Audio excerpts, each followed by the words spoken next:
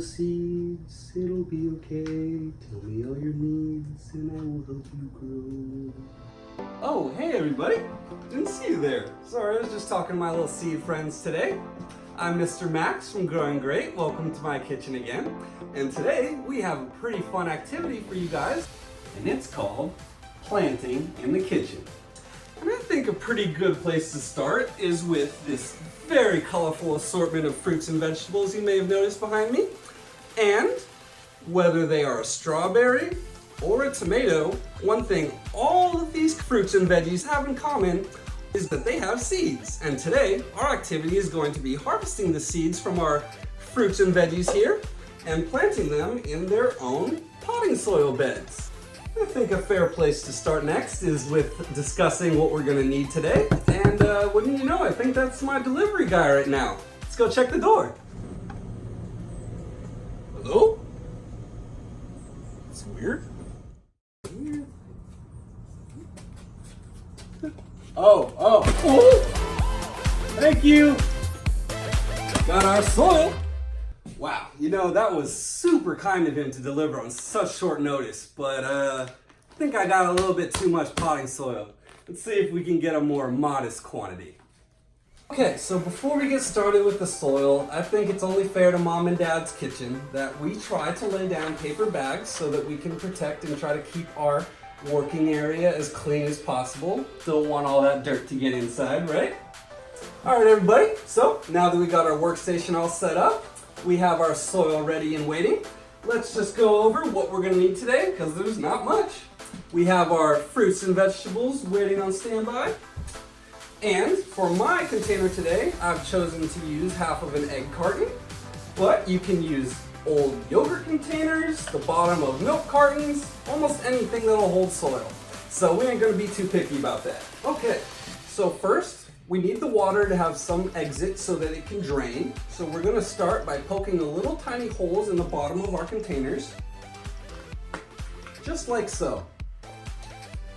And now we can begin to scoop in our soil so that our beds are ready and waiting for all of our seeds. It's important to be able to use potting soil instead of regular soil because it's more loosely broken up and it will be easier for us to not pack it so tightly. We don't want our seedlings to face too much resistance when they're trying to grow. And voila. Okay, now that we got our bed ready and waiting, let's do the fun part and get to dissecting our fruits and vegetables. So now that we've got our dissecting station all ready to go, I think it's important to have an adult ready so that they can help us with this because some of the fruit can be pretty tricky to deseed. So I'm gonna be using a knife, but remember we always wanna have an adult do this for us if we can, okay?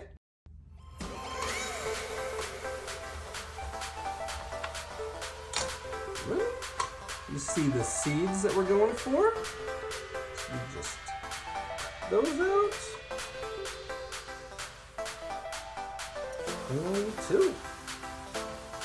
So that's pretty much what we're gonna be doing. It's interesting if you notice that seeds come in all different kinds of shapes.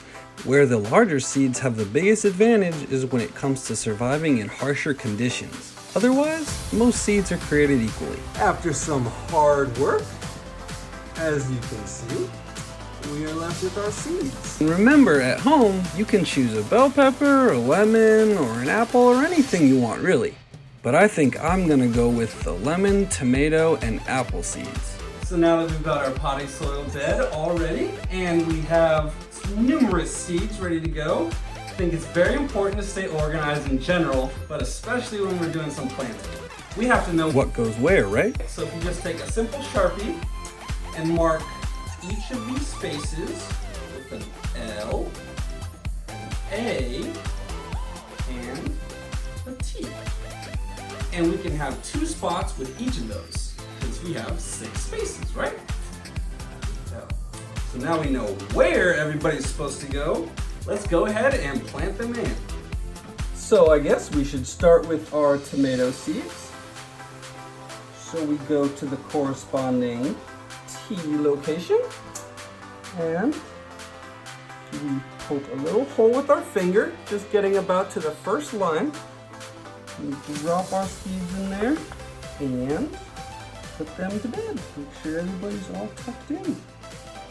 And we can do the same thing now with our big lemon seeds.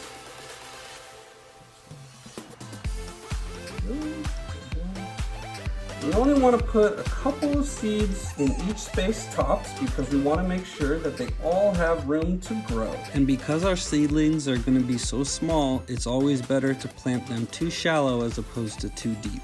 And then tuck them in again. And lastly, we'll do the same with our apple seeds.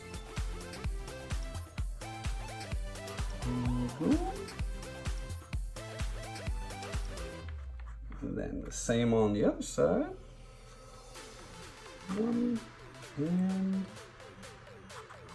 2.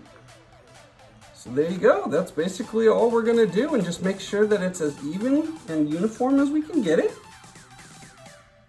And then we're ready for the watering. So at this delicate stage, we're trying to protect them from the coldness that it gets at night, which is still a little cold for these guys. So we're going to try to keep them in a consistently warm spot inside that also receives some sunlight, because we all know how important sunlight is to our plants when they grow, right? What we're going to be looking for is something like this. We're going to have little tiny roots shooting out of our seeds soon. And that's going to help them speed through this process of germination, and eventually, when we get the stem that produces the flowers. And in our case, our fruits and vegetables are going to start producing small little fruits. But that's way down the road. Let's just take it step by step and make sure that we make it as easy for them as we can. So the watering is very important, and we want to be careful, obviously not to underwater, but overwatering can be just as dangerous to our seeds. So just a simple straw and a cup of water can work as a dropper if you don't have like a mister available. So if we just take a little bit and cover the end of the straw and slowly just let the water drip out of the end, we'll try our best to replicate a nice misting effect. Well, everybody, I guess that'll about do it. All of our seeds are nice and tucked away, but I can't quite help but feel this is a little underwhelming at this stage.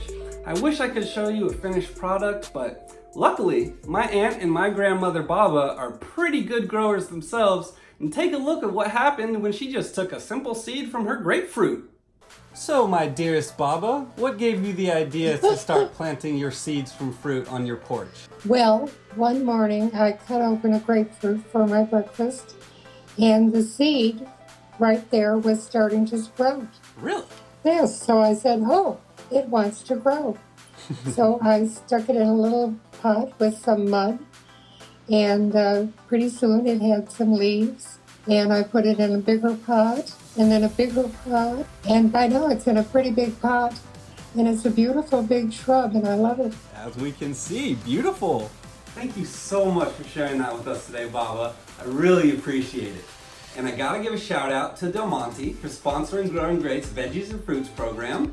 And if you're interested in some more fun activities that could be available in your area, please feel free to email us at... So from all of us here at Growing Great, thank you so very much for joining me in my kitchen today.